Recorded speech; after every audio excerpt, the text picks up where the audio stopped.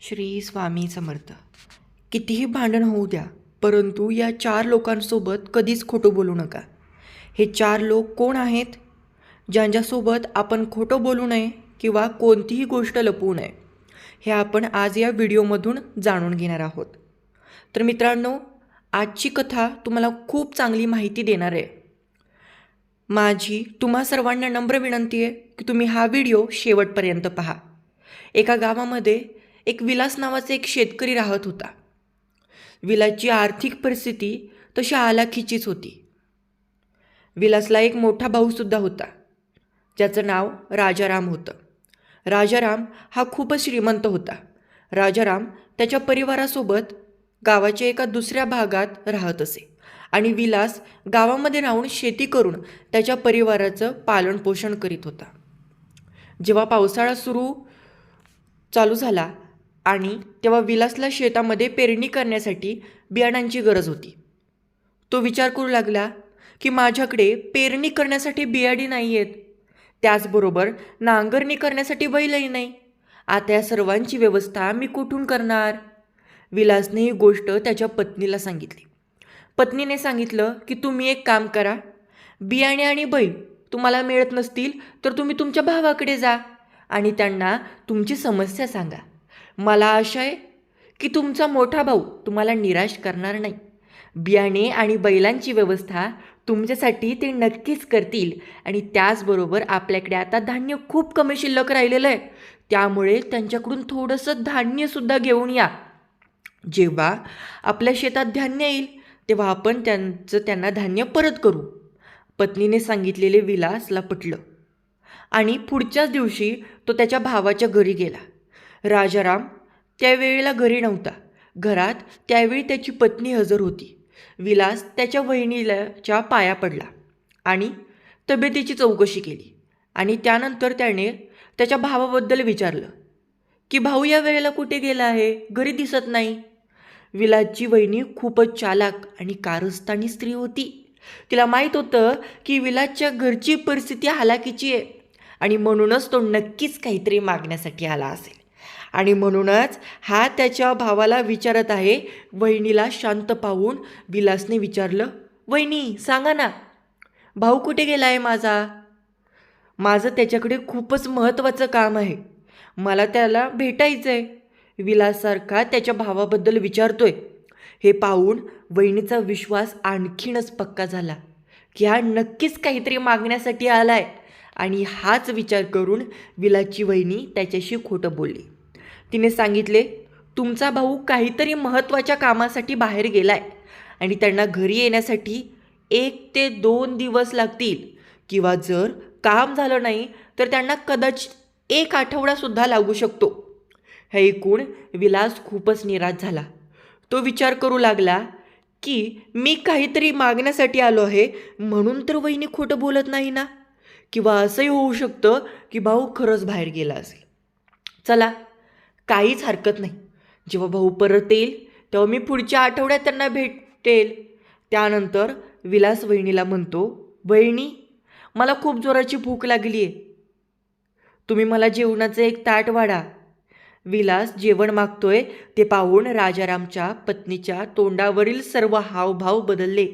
ती विचार करू लागली, या भिकाऱ्याला जेवण तरी कोण वाढेल, आणि म्हणूनच ती बोलणं फिरवत म्हणाली, अहो विलास भाऊ, तुम्हाला माझ्या बोलण्यावर विश्वास बसणार नाही, परंतु मी खरंच सांगत आहे, आज सकाळीच एक मोठा गरुड उडत उडत माझ्या घरात आला आणि घरातील चूल घेऊन पळून गेला आणि म्हणूनच आम्ही आज अन्न शिजवलेच नाही हो. सकाळपासून माझ्या मुलांना सुद्धा अन्न मिळाले नाही. वहिनीच्या या बोलण्यामध्ये काहीच तथ्य नव्हते. विलास विचार करू लागला, एक गरुड चूल घेऊन कसा उडू शकतो?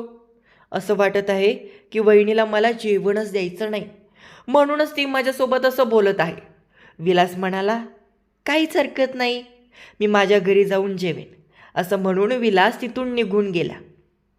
विलास निघून चालायला लागला तेव्हा मागून त्याची वहिनी म्हणू लागली, भाऊजी तुम्ही कुठे चाललात? तुम्ही इथेच थांबा, हे घरसुद्धा तुमचंच आहे तर. विलास म्हणाला, नको वहिनी, जर भाऊच घरात नाही मग मी उगाचच तुम्हाला त्रास का देऊ? जेव्हा ते येतील तेव्हा मी त्यांना येऊन भेटेल.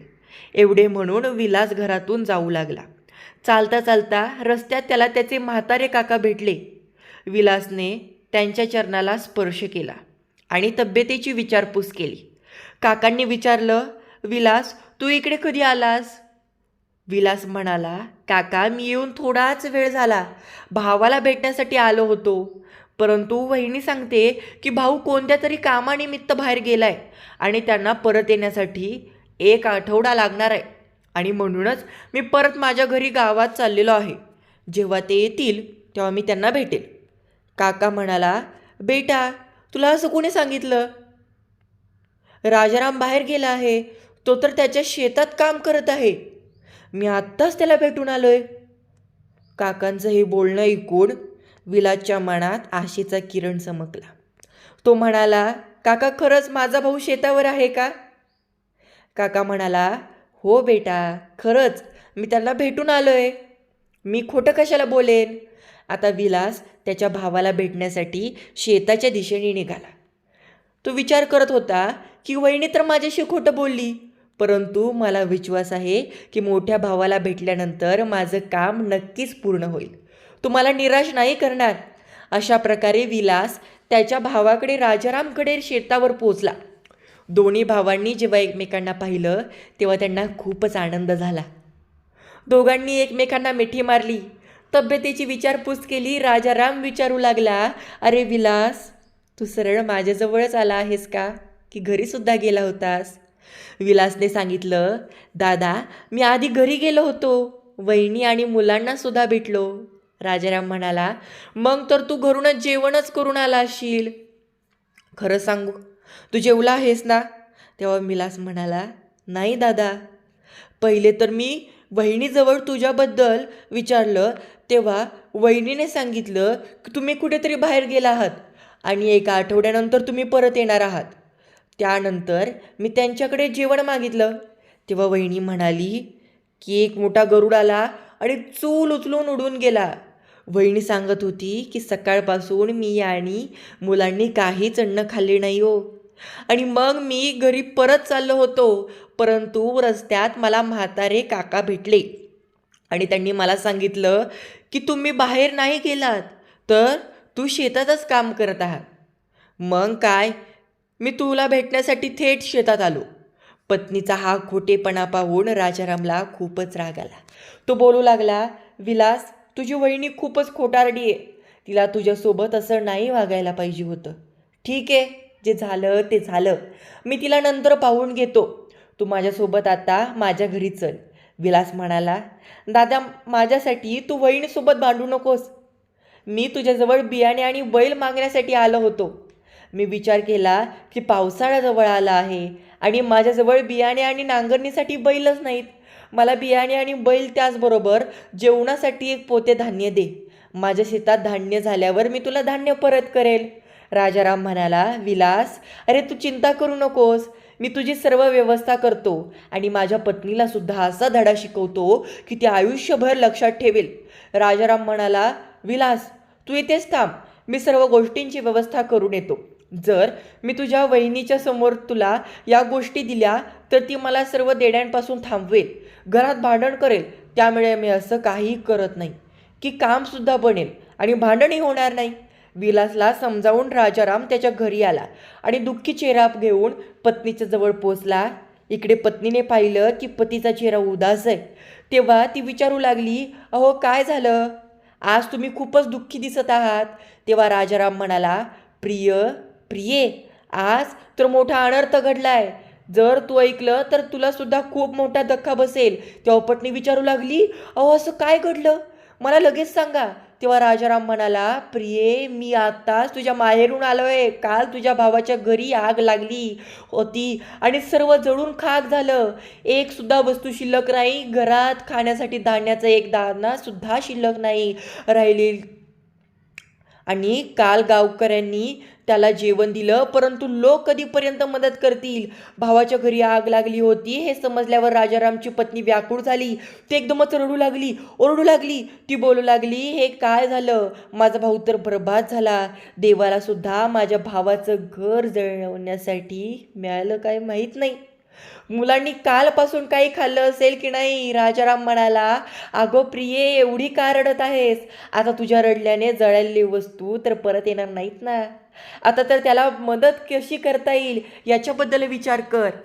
एवढे ऐकल्यावर पत्नी एकदमच म्हणाली, अहो, काहीतरी मदत पाठवून द्या, ज्यामुळे काही दिवसांसाठी त्याच्यावर आलेले दुःख कमी होईल. राजाराम म्हणाला, तूच सांग, मी त्याची कशा प्रकारे मदत करू शकतो? पण मी म्हणालो, एक काम कर. अशा वेळी त्यांना सर्वात जास्त धान्य, कपडे आणि घरगुती सामानाची गरज आहे. तुम्ही ताबडतोब बैलगाडी दरवाजाजवळ लावा. मी गरजेचे सर्व सामान बैलगाडीमध्ये भरते. राजारामने ताबडतोब बैलगाडी दरवाजासमोर लावली. त्याच्या पत्नीने पटापट बैलगाडीमध्ये धान्याची पोती त्याचबरोबर घरगुती सामान ठेवले. पूर्ण बैलगाडी तिने सामानाने भरली होती आणि म्हणाली, आता तुम्हीच लवकर जा आणि माझ्या भावाच्या घरी हे सामान पोचवा. राजाराम बैलगाडी घेऊन आता चालला होता.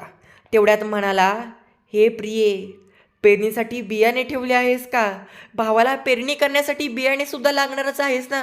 तेव्हा पत्नी म्हणाली, हो हो, अहो मी ठेवले आहेत.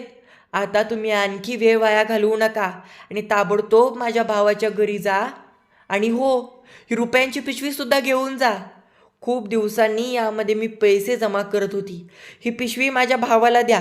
जर त्याला कोणत्या गोष्टीची गरज असेल तर तो त्या बाजारात घेऊन खरेदी करू शकतो. राजाराम म्हणाला, हो, तो अगदी योग्यच बोलत आहेस. तू खूपच समजूतदार आहेस आणि तू खूपच हुशार आहेस. आता राजाराम बैलगाडी घेऊन विलासजवळ पोचला आणि ती सामानाने भरलेली बैलगाडी त्याच्या भावाला दिली. भावाचं प्रेम पाहून विलासने डोळे भरून आले. तो म्हणाला, खरंच भाऊ तर भाऊच असतो. भावाचे दुःख तर फक्त भाऊच समजून घेऊ शकतो आणि म्हणूनच तर भावाला दुसरी आईसुद्धा म्हटले जाते. राजाराम निधी रुपयांची पिशवी सुद्धा विलासच्या हातात दिली. विलास सामानाने भरलेली बैलगाडी घेऊन त्याच्या घरी गेला. इकडे राजाराम थोड्या वेळाने त्याच्या घरी परत आला.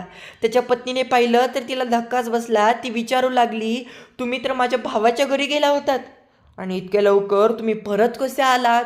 सर्व काही तर ठीक आहे ना?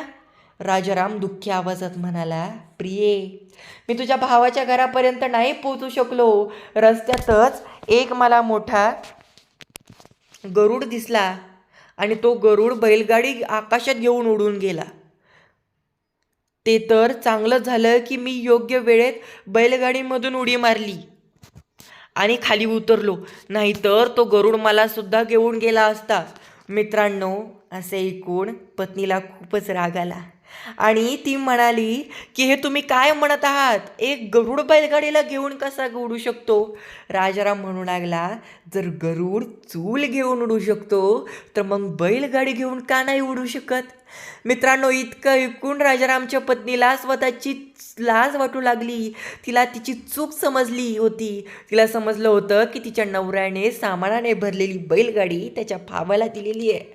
राजाराम म्हणाला, अगं तुझ्या भावाच्या घरात नव्हती लागली तरी गरिबाच्या आगीमध्ये माझा भाऊ जळत होता. दुःख तर आहे दुःख. मग तू तुझ्या भावाचं असो किंवा माझ्या भावाचं, आपण कोणासोबतही असं वागलं नाही पाहिजे. वाईट वेळ ही थापलीच. माणसं तर साथ देतच असतात. तू माझ्या भावासोबत खोटं बोललीस की मी बाहेर गेलो आहे. इतकंच नाही तर तू त्याला जेवणसुद्धा दिलं नाहीस. मग हे तुझे वेगळे वागणे किती अयोग्य आहे. असं म्हणतात, इथं काही खोटं वागू नये. आपलीच माणसे आपल्यापासून दूर जाऊ लागतात.